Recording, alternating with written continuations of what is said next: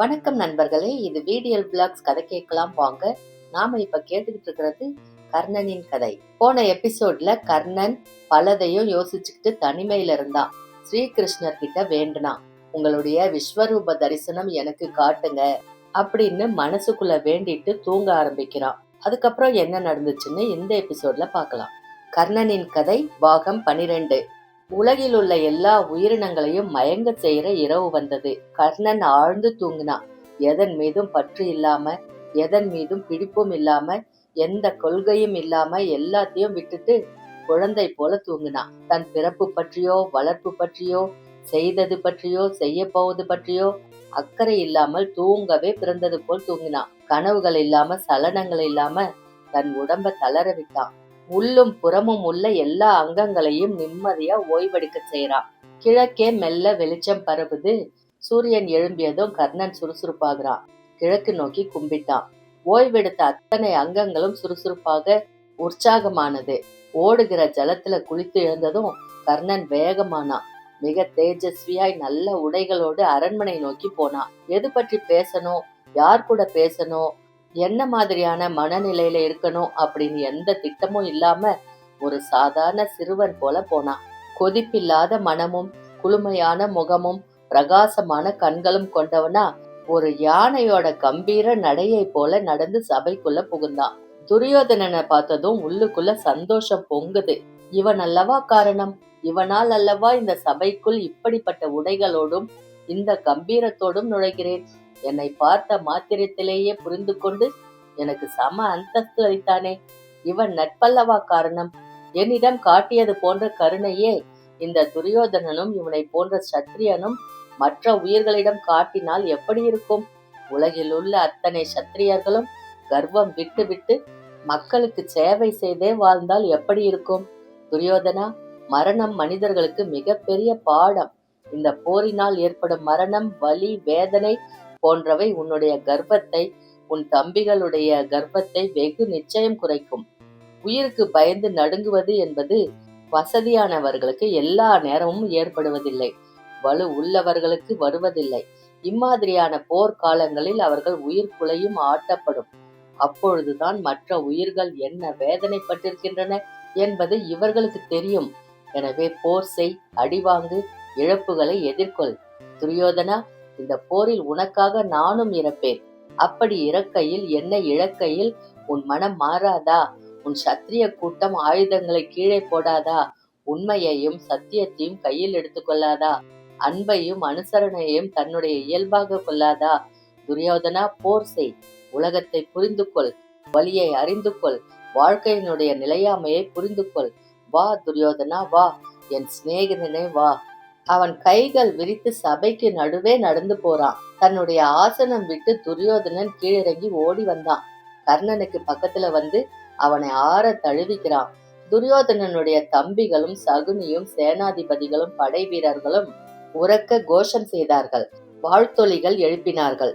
சபையில் முக்கியமானவர்கள் யுத்தத்தின் ஆலோசனைக்காக வேறு இடத்துக்கு நகர்ந்தாங்க. சதுர வடிவா அமர்ந்துகிட்டாங்க. பீஷ்மர் யுத்தம் செய்யறது எப்படி அப்படின்னு விவரித்து அவருக்கு உண்டான தகுதி என்ன அப்படின்றதையும் விளக்குறாரு. பதவிகளை பிரித்து கொடுக்கிறாரு.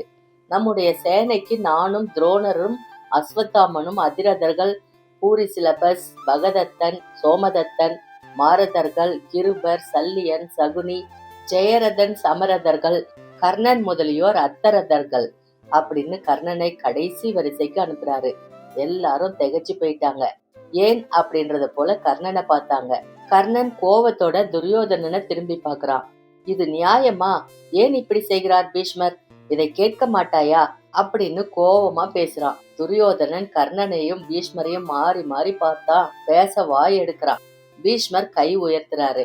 நான் தான் சேனைக்கு தலைவன் எனில், நான் தான் இந்த போரை நடத்த வேண்டுமெனில், நான் எப்படி சொல்கிறேனோ அப்படித்தான் இங்கு யுத்தம் நடக்க வேண்டும். நான் எப்படி விரும்புகின்றேனோ அப்படித்தான் சேனைகள் அணிவகுக்கப்பட வேண்டும். உங்களுக்கு வெற்றி வேண்டுமெனில், பாண்டவர்களை ஜெயித்து வாகை சூட வேண்டுமெனில் என் பேச்சை நீங்கள் கேட்டே ஆக வேண்டும்.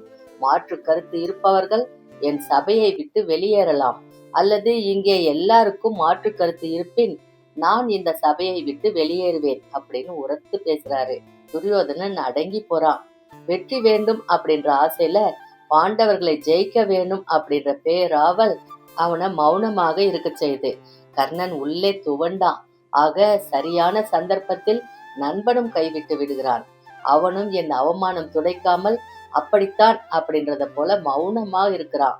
கர்ணனை இது வேதனைப்படுத்துது. முகம் மாறுது, நெஞ்சு குமுறுது. அவன் தலை கவிழ்ந்து உட்கார்ந்துட்டான். கோபத்தோட எழுந்தான். பீஷ்மரை நோக்கி போறான். நீர் இருக்கும் வரை இந்த சேனையில் நான் இருக்க விரும்பவில்லை. நீர் மரணம் அடைவீர். அப்போது நான் படையின் தலைமை வகிப்பேன். துரியோதனனுக்கு வெற்றியை தேடி கொடுப்பேன். உம்மை போன்ற வெறும் பேச்சு பேசுகின்ற கிழவர்களால் ஒரு நாளும் துரியோதனன் வெற்றி அடைய போவதில்லை. இதை துரியோதனனும் மற்றவரும் வெகு சீக்கிரத்தில் உணர்வார்கள் அப்படின்னு சொல்லிட்டு வெளியே போறான். பிரகாசமான ஒரு விளக்கு அறையை விட்டு வெளியேறினது போல அந்த சபை இருந்த இடம் இருட்டாச்சு. துரியோதனன் மனம் துவண்டான். மிக பெரிய போரை எதிர்கொள்ள வேண்டிய அந்த கூட்டம் தொடக்கத்திலேயே குழம்பி கோபமான வார்த்தைகள் பேச ஒருவர் முகத்தை ஒருவர் பார்க்க முடியாமல் இருண்டு கிடந்தது. துரியோதனன் தன் தம்பியர் சிலரை அழைத்து கர்ணனை மறுபடியும் சபைக்கு அழைத்து வர சொல்றான். அந்த இளைஞர்கள் ஓடி வந்து கர்ணனை பணிந்து மறுபடியும் சபைக்கு வருமாறு கெஞ்சினாங்க. சபையின் நடவடிக்கைகளை கவனிக்க வேண்டியிருந்தபடியால் கர்ணன் மறுபடியும் சபைக்கு திரும்பினான். தன் ஆசனத்தில் அமர்ந்துக்கிட்டான். பீஷ்மரோட முகம் பார்க்காம வேறு திசையில் திரும்பிக்கிட்டான். துரியோதனனுக்கு கர்ணன் இழிவுபடுத்தப்படுவது அடிமனத்தில் வலித்து கொண்டே இருந்தது. எதிரணியின் பலம் பற்றி எடை போடப்பட்டது. படை சேனாதிபதிகள் எதிரணியில் பலமுள்ளவர்கள் யார் யார் என்றும் அவர்கள் எப்படி அணிவகுப்பார்கள் என்றும் சொன்னார்கள். பெரிய பட்டியலாக மாவீரர்கள் பட்டியலை பாண்டவர்கள் பக்கம் இருப்போரின் பெயர்களை படித்தார்கள். துரியோதனன் கொஞ்சம் மிரண்டு போறான். எத்தனை மாவீரர்கள், அவரவர்களுக்கு எவ்வளவு சேனைகள், இவ்வளவு பெரிய படையை கொல்ல எத்தனை நாள் ஆகும் அப்படின்னு பீஷ்மரை பார்த்து கேக்குறான். பீஷ்மர் 1 மாத காலமாகும் அப்படின்னு சொல்றாரு. துரியோதனன் கிருபர் பக்கம் திரும்புறான். இதை 2 மாதங்களில் அழிப்பேன் அப்படின்னு கிருபர் சொல்றாரு. அஸ்வத்தாமனை நோக்கி கேள்வியோட பாக்குறான். நான் 10 தினங்களில் அழிப்பேன் அப்படின்னு அஸ்வத்தாமன் உரக்க சொல்றான். கர்ணனை நோக்கி நீ சொல் கர்ணா அப்படின்னு கேக்குறான். 5 தினத்தில் அந்த படைகள் முழுவதையும் நான் அழிப்பேன் அப்படின்னு கர்ணன் உரக்க சொல்ல துரியோதனன் மகிழ்ச்சி ஆரவாரம் செய்யறான். பீஷ்மர் வாய் விட்டு சிரிக்கிறாரு. அது வெறும் பேச்சு, ஒரு நாளும் நடக்காத விஷயம் அப்படின்னு பீஷ்மர் உரக்க சொல்ல மறுபடியும் அங்கு விவாதம் எழும்புது. ஆளுக்கு பேச தொடங்கினாங்க. சபை கூச்சலாய் முடியுது. துரியோதனனோட படை குருஷேத்திரம் நோக்கி நகரத் தொடங்குது. கர்ணன் படைகளுக்கு தங்கும் இடத்தை ஏற்பாடு செய்யறான். அணிவகுப்பின் பின்பகுதியில நிக்கிறான். பீஷ்மர் இருக்கும் வரை போர் புரிய எண்ணம் இல்லாததால அவன் படை வீரர்களோடு கலந்து உணவு சமைப்பவர்களுக்கு அருகே நின்று அவர்களோட பேசி உற்சாகப்படுத்தி கொண்டாடுறான். அது மட்டுமல்ல, வைத்தியர்களுக்கு வேண்டிய உதவிகளை செய்யறான். அவர்கள் தயாராக இருக்கிறார்களா அப்படின்னு சோதனை செய்யறான். பெரிய காயங்களுக்கு போட வேண்டிய களிம்புகளையும் ஊமை காயங்களுக்கு போட வேண்டிய மருந்துகளையும் சோதனை செஞ்சு பாக்குறான். எல்லா மருந்துகளும் தயார் நிலையில் இருக்கின்றனவா அப்படின்னு பரிசோதனை செய்யறான். வைத்தியர்களுடைய உதவியாளர்களோடு உட்கார்ந்து பேசுறான். இன்னும் என்ன உதவிகள் வேண்டும், சுமக்க கொடுத்த கழுதைகள் சரியாக இருக்கின்றனவா அப்படின்னு கேக்குறான். விவரம் தெரிஞ்சுக்கிறான். வேண்டும் அப்படின்னு சொல்ற உதவிகளை செய்யறான். வீரர்களுக்கு கொடுக்க வேண்டிய நீராகாரங்களையும் மது வகைகளையும் அவர்கள் குளிப்பதற்கு உண்டான இடங்களையும் படுத்து தூங்குவதற்கு உண்டான அமைப்புகளையும் மேற்பார்வையிடுறான். போர் தொடங்குகிறது அப்படின்னு அறிவிக்கப்படுது. பெரிய பரண் மேல ஏறி நின்னு அங்க இருந்து சேனைகளோட அணிவகுப்ப பாக்குறான். தருமர் பலவர்ண கொடியோடையும் பீஷ்மர் மிக தேஜஸ்வியாகவும் சேனையின் முன்பாகத்துல வளைந்த வில்லோடும் கையில் அம்போடும் யுத்தத்திற்கு தயாரா நின்னுட்டு இருந்தாரு. போர் படைகள் முழங்குது. சங்குகள் ஒலிக்க தொடங்குது. அர்ஜுனன் கையில் இருக்கிற வில்லை தரையில் எறியறதையும் தடார் என்று ஆசனத்தில் உட்கார்றதையும் தலையில கை வைத்து அழறதையும் கர்ணனால பார்க்க முடிஞ்சது. கிருஷ்ணர் திரும்பி அர்ஜுனனுக்கு சமாதானம் சொல்றதையும் கர்ணன் அங்கிருந்தே கவனிக்கிறான். கிருஷ்ணர் மிகுந்த பிரியத்தோட அமைதியோட அர்ஜுனனை சமாதானப்படுத்துவதும் உற்சாகப்படுத்துவதும் பரனிலிருந்து பார்க்கும் போதே தெரிஞ்சது. ஒரு வீரனை போரிடுபவனை உற்சாகப்படுத்த பரமாத்மா நீ மனிதனாக அவதரித்து உபதேசம் செய்கிறாய். கிருஷ்ணா, இந்த உபதேசம் உலகம் முழுவதும் இருக்கிற எல்லா போராளிகளுக்கும் போய் சேரட்டும். யாரெல்லாம் தர்மத்தின் வழியாக நின்று ஜெயிக்க வேண்டும் என்று ஆசைப்படுகிறார்களோ அவர்களெல்லாம் நீ இப்பொழுது சொன்னதை செவிமடுக்கட்டும். அப்படி ஜெயிப்பதற்கு உன்னுடைய இந்த வாசகங்களே காரணமாக இருக்கட்டும். உலகில் உள்ள பல்வேறு மொழிகளில் இது சொல்லப்படட்டும், பேசப்படட்டும், படிக்கப்படட்டும். கிருஷ்ணா, நீ இதற்காகத்தானே யாதவனாக வளர்ந்திருக்கிறாய். மாடுகள் மேய்ப்பதைப் போல கிருஷ்ணா, நீ மனிதர்களை இடையறாது மேய்த்து கொண்டிருப்பதை என்னால் உணர முடிகிறது. உனக்கு அருகே இருந்திருந்தால் உன் அருமை தெரியாது போயிருக்கும். உனக்கு எதிராக இருப்பதால் நீ யார் என்பதை நான் நன்கு உணர்கிறேன். இங்கிருந்து பார்க்கும் பொழுது உன்னதத்திலும் உன்னதமான ஒரு விஷயத்தை நீ சொல்லிக் கொண்டிருக்கிறாய் என்பதை உணர்கிறேன். கிருஷ்ணா, வர்ண பேதம் தாண்டி அந்த தொழில் ஜாதி வித்தியாசம் இல்லாமல் எல்லாருக்கும் உன் சொற்கள் பயன்படட்டும். உலக வாழ்க்கைக்கு மறையாக உன் பேச்சு விளங்கட்டும். இன்னொரு பிறவியில் அதை நான் செவிமடுப்பேன். இன்று உன்னை கவனித்ததை நான் அன்றும் நினைவு கூர்வேன். கர்ணன் தொலைவிலிருந்து கிருஷ்ணரை நோக்கி கை நீட்டான். இப்போ கிருஷ்ணர் கிட்ட இருந்து கர்ணனுக்கு தூது வருது. அவனை பாண்டவர் பக்கம் சேரச் சொல்லி கிருஷ்ணர் கூறியதாக வந்த தூதுவன் கர்ணனிடம் பணிந்து சொல்றான். கர்ணன் எழுந்து நிற்கிறான், தலை குனிந்து வணங்குறான். எதன் பொருட்டும் எவர் பொருட்டும் எப்பொழுதும் துரியோதனனை நான் கைவிட மாட்டேன். அவன் பக்கம் நின்று போர் செய்வேன் என்று கிருஷ்ணரிடம் சொல்லிவிடு அப்படின்னு உரக்க சொல்ல பக்கத்துல இருந்த வீரர்கள் அவனை கொண்டாடினாங்க. அந்த செய்தி துரியோதனனுக்கு போகுது. துரியோதனன் உற்சாகமாகறான். மறுபடியும் சங்கங்கள் முழங்கப்படுது. யுத்தம் தொடங்கலாம் அப்படின்னு கொடி அசைக்கப்படுது. போர் வீரர்கள் பாய்ந்து ஒருத்தர் தாக்கிட்டாங்க. பீஷ்மர் மிகுந்த உக்கிரத்தோட போர் செய்யறாரு. பாண்டவர்கள் பக்கம் பல வீரர்கள் மடிஞ்சு போனாங்க. 10 நாள் போரிலும் கர்ணன் படைகளின் பின்பக்கமே நின்று சரிந்து கிடந்த வீரர்களை உற்சாகப்படுத்தி அவர்களை மருந்திட்டு சுகப்படுத்தி போர் முனைக்கு திரும்ப அனுப்பிக்கிட்டு இருந்தான். இறந்தவர்களுக்கு இறுதி கடன்கள் செய்யறான். 10ஆம் நாள் போரில் அர்ஜுனனால் கடுமையாக தாக்கப்பட்ட பீஷ்மர் தேரிலிருந்து கீழே விழுந்தாரு. பூமியில் அவர் சாய முடியாதபடி அவர் உடல் முழுவதும் பானங்கள் துளைத்து நிக்குது. தன்னுடைய மகன் சரிந்து விழுவதை பார்த்த கங்கை ரிஷிகளை அனுப்புறாங்க. அன்னபட்சியின் வடிவாக அம்பு படுக்கையில் கிடக்கும் பீஷ்மரை நோக்கி அவர்கள் பறந்து போனார்கள். இது தட்சிணாயனம், உத்தராயணம் வரட்டும் அப்படின்னு சொல்லிட்டு தெற்கு நோக்கி போனாங்க. பீஷ்மர் சரிந்ததை பார்த்து போர் அரைக்குறையா நிக்குது. பெரும் வீரர்கள் அவரை சுத்தி நின்னுட்டாங்க. அவர் தலை தொங்கி இருந்தது. தலையணை வேண்டும் அப்படின்னு அவர் கேட்கும்போது அர்ஜுனன் 3 அம்புகளை ஒன்றாக நிறுத்தி அவர் தலையை தூக்கி நிறுத்துறான். பீஷ்மர் அவனை வாழ்த்துறாரு. உடம்பில் உள்ள அம்புகளை பிடுங்கும் மருத்துவர்கள் நிறைய களிம்புகளோடு அவருக்கு அருகே அமர்ந்து கொண்டார்கள். இல்லை துரியோதனா, இந்த மருத்துவர்களுக்கு உரிய மரியாதை செய்து திருப்பி அனுப்பிவிடு. நான் அம்புகளோடே உத்தராயணம் வரை இருப்பதற்கு விரும்புகிறேன். உத்தராயணம் மரணம் அடைவதற்கு நல்ல காலம். உத்தராயணத்தின் போது என் உயிர் பிரியும். அன்று வரை இந்த அம்பு படுக்கையில் தான் இருப்பேன். இந்த அம்புகளுடனே என்னை நான் இறந்த பிறகு தகனம் செய்துவிடு அப்படின்னு வேண்டிக்கிறாரு. மெல்ல இரவு வந்தது. கர்ணன் பீஷ்மர் படுத்திருக்கிற இடம் நோக்கி போனான். தொலைவிலிருந்து அவரை பார்த்தான்.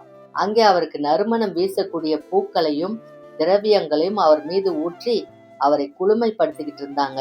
உடல் முழுவதும் தைக்கின்ற பானத்தின் வேதனையை பொறுத்துக்கிட்டு அவர் மௌனமா படுத்திருந்தாரு. குடிக்க நீர் வேண்டும் அப்படின்னும் போது அர்ஜுனன் பூமியை அம்பால் பிளந்து நீர் வரவழைக்கிறான். நீர் பொங்கி பீஷ்மரோட வாய்க்கு நேரா திரும்புது. அவர் வாயில் நீர் ஊற்றப்படுது. அர்ஜுனனால் வரவழைக்கப்பட்ட நீரை அருந்தி பீஷ்மர் தாக சாந்தி செஞ்சுக்கிறாரு. மறுபடியும் கண்மூடுறாரு. கர்ணன் 2 அடி முன் வைத்து அவரை நோக்கி நடக்கிறான். மெல்ல கண் விழித்து கர்ணனை பீஷ்மர் பாக்குறாரு. அருகே வா அப்படின்னு அழைக்கிறாரு. கர்ணன் பீஷ்மருக்கு பக்கத்துல போய் நிக்கிறான். அவன் மனம் துக்கத்தால தவிக்குது. பீஷ்மருக்கு பக்கத்துல கர்ணன் வந்து நிக்கிறத பார்த்ததும் பஞ்சபாண்டவர்கள் விலகி போனாங்க. தன்னை சுற்றி காவல் காக்கும் வீரர்களையும் பீஷ்மர் தள்ளி இருக்க சொன்னாரு. பீஷ்மர் தன்னோடு பேச விரும்புறாரு அப்படின்னு தெரிஞ்சுக்கிட்டு கர்ணன் இன்னும் பக்கத்துல போனான். மூச்சு காற்று படும் தூரத்துல அவர் பக்கத்துல மண்டிட்டு உட்கார்றான். நான் கர்ணன், ராதையின் மகன், தேரோட்டியின் புதல்வன் அப்படின்னு மெதுவா சொன்னான். இல்லை கர்ணா, நீ தேரோட்டி அல்ல, தேரோட்டியின் மகனும் அல்லன். நீ சூரியனின் அம்சம், சூரியனின் குழந்தை, ஜெயிக்க முடியாத ஒப்பற்ற வீரன். நீ போரில் பராக்கிரமம் காட்டக்கூடாது என்று என்னுடைய ஆர்வத்தை குலைக்கவே நான் உன்னை அவதூறாக பேசினேன். உன் வேகத்தை குறைக்க முயற்சி செய்தேன். மற்றபடி உன் மீது எனக்கு எந்த கோபமும் இல்லை. எது வந்தாலும் நான் துரியோதனின் பக்கம்தான் நிற்பேன் என்று அழுத்தமாக நீ பேசுகிறாயே, அது ஆச்சரியமாக இருக்கிறது. கர்ணா, உண்மையில் நீ பாண்டவர் அம்சம், அவர்களுக்கு அண்ணன். இப்பொழுது கூட நீ பாண்டவர்களோடு போய் சேர்ந்து கொள்ளலாம். இந்த போரே நின்று போகும். நீ அவர்கள் பக்கம் ஓர் அடி எடுத்து வைத்தால் துரியோதனன் படைகள் காணாமல் போகும். போ, போய் பாண்டவர்களோடு சேர்ந்து கொள். அவர்கள் பக்கம்தான் தர்மம் இருக்கிறது. நீ பாண்டவர்கள் பக்கம் சேர்ந்தால் மிக்க மகிழ்ச்சி அடைவேன் அப்படின்னு மெல்லிய குரல்ல பீஷ்மர் சொல்றாரு. உங்கள் அறிவுரைக்கு மிக்க நன்றி. ஆனால் அர்ஜுனன் பக்கம் கிருஷ்ணர் நிற்பது போல என்ன துன்பங்கள் வந்தாலும், என்ன நீதி என்ன அநீதி ஏற்பட்டாலும் எனக்கு உதவி செய்த, என்னை அரசனாக்கிய துரியோதனன் பக்கம்தான் நான் நிற்பேன். இந்த போர் நடந்தாக வேண்டும் என்பதுதான் விதி. இந்த போர் நிகழ்ந்தால்தான் இந்த உலகத்தினுடைய பல்வேறு விஷயங்கள் சீர்படும் என்பது என்னுடைய எண்ணம். இந்த பரத கண்டம் ஜனக்கூட்டத்தால் நிரம்பி இருக்கிறது. ஒரே இடத்தில் இத்தனை பேர் குவிந்திருப்பது நல்லதில்லை. இதனால் போர் தான் ஏற்படும். அந்த போர் ஏற்பட்டிருக்கிறது. சத்திரியர்களின் கூட்டத்தினால் இந்த பூமி படாத பாடுபட்டு கொண்டிருக்கிறது. எனவே எது அதிகமாக வளைந்ததோ, எது அதிகமாக ஓடுகிறதோ அதனை அடக்கி வைக்கத்தான் இயற்கை முற்படும். அதுவே இங்கு நடந்து கொண்டிருக்கிறது. பிதாமகரே, நான் எந்த பக்கம் இருக்கிறேன் என்பது முக்கியமில்லை. இந்த போர் நடக்க வேண்டும் என்பதே முக்கியம். கர்ணன் பணிவோடு அவர் காது கிட்ட சொன்னான். நல்லது, இந்த தெளிவு உனக்கு இருக்கிறதென்றால் இதை விட சந்தோஷம் எனக்கு எதுவும் இல்லை. முழு பலத்துடன் போராடு. எதிரிகளை துவம்சம் செய். உன்னுடைய ஆற்றல் முழுவதையும் வெளிப்படுத்து. நீ என்ன விரும்புகிறாயோ அது உனக்கு கிடைக்கும். உன்னுடைய வள்ளல் தன்மை உனக்கு மிக பெரிய கொடையை கொண்டு வந்து கொடுக்கும். இதில் எனக்கு சந்தேகமே இல்லை. உலகத்தில் ஒவ்வொரு மனிதனும் அடைய வேண்டிய உன்னதமான இடத்தை நீ வெகு எளிதாக அடைவாய். இது நிச்சயம், என் ஆசிர்வாதம் அப்படின்னு சொல்லி கண்ணை மூடுறாரு. கர்ணன் அவரை வணங்கிட்டு பின்னால் நகர்ந்து தன் இடத்துக்கு வந்து சேர்றான். மௌனமா கொஞ்ச நேரம் பிதாமகர் நினைவிலேயே உட்கார்ந்திருந்தான். அவனை ஆலோசனை கூட்டத்துக்கு அவசரமா வர சொல்லி துரியோதனன் அழைக்கிறதா அழைப்பு வருது. பீஷ்மரோட இறப்பால் தவித்து கிடக்கும் படைகளை பல மாவீரர்கள் சமாதானப்படுத்தி கொண்டிருந்தாங்க. ஜெயிப்பது உறுதி அப்படின்னு நம்பிக்கையோட இருந்தாங்க. கர்ணனின் வரவு பார்த்து வீரர்கள் ஆரவாரம் செஞ்சாங்க. பிதாமகர் போய்விட்டாரே அப்படின்னு புலம்புனாங்க. கர்ணன் அவர்களை சமாதானப்படுத்தினான். எல்லாரும் கர்ணனை தொட்டு உற்சாகப்படுத்த கர்ணன் பதிலுக்கு அவர்களை தொட்டு உற்சாகப்படுத்தினான். ஆலோசனை கூட்டத்துக்குள்ள நுழைஞ்சான். இங்கு தலைமை ஏற்க பல அற்புதமான வீரர்கள் இருக்கிறார்கள். ஆனாலும் வயது காரணமாகவும் பதவி காரணமாகவும் துரோணரையே தலைமையேற்க வைப்பது நல்லதென்று நான் நினைக்கிறேன். துரோணரை மறுநாள் போருக்கு தலைமையேற்க வருமாறு துரியோதனன் சார்பில் அழைக்கிறேன். துரியோதனனுக்கு இந்த வேண்டுகோளையும் வைக்கிறேன் அப்படின்னு கர்ணன் சொல்ல, துரியோதனன் மிகவும் ஆரவாரத்தோட அதை வரவேற்கிறான். துரோணரை புகழ்ந்து பல வார்த்தைகள் சொல்றான். துரோணர் எழுந்து நின்று தலைமை பதவியை ஏத்துக்கிறாரு. நீ சொன்ன புகழ்ச்சியான வார்த்தைகளை படி நான் நடந்து கொள்வேன். என் முழு வீரத்தையும் காட்டுவேன் அப்படின்னு சத்தியம் செய்யறாரு. மறுபடியும் கௌரவ சேனை குதூகலமாகுது. பல சங்குகள் முழங்குது. அர்ஜுனனை நகர்த்தி கொண்டு போனால் நான் தர்மரை தாக்கி அவரை கைது செய்து கொண்டு வருவேன் அப்படின்னு துரோணர் சொல்றாரு. அர்ஜுனனை எப்படி நகர்த்தி கொண்டு போவது அப்படின்னு ஆலோசனை செய்யறாங்க, திட்டம் தீட்டுறாங்க. கர்ணன் கூடாரத்தை விட்டு தனிமையில போய் நின்னுட்டான். வானத்தை பாக்குறான். அவனுக்கு ஏனோ உடனே தன் தந்தையான சூரியனை பார்க்கணும் அப்படின்னு ஆசை எழுது. அவர் சில நாள்களுக்கு முன்பு கோபித்து கொண்டது ஞாபகம் வருது. நெஞ்சையும் காதுகளையும் தடவிக்கிறான்.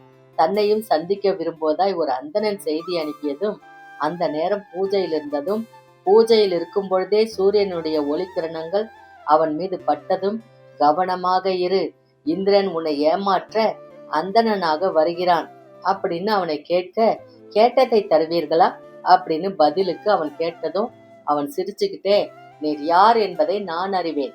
எனக்கு அது சொல்லப்பட்டு விட்டது. ஆனாலும் வந்து விட்டீர்கள், கையேந்துகிறீர்கள். கேளுங்கள், கேட்டால் நிச்சயம் இருப்பதை கொடுப்பேன் அப்படின்னு கர்ணன் சொல்ல, அந்தணராக வந்த இந்திரன் கை கூப்பி, உங்களுடைய கவச குண்டலங்கள் எனக்கு வேண்டும் அப்படின்னு சொல்ல, அவ்வளவுதானே அப்படின்னு இடுப்புல இருந்த கத்தியை எடுத்து கவசத்தையும் காது குண்டலங்களையும் அறுத்து கொடுக்கறான் கர்ணன். ரத்தம் வழியுது. கூட இருந்த வீரர்கள் திகைச்சு போனாங்க.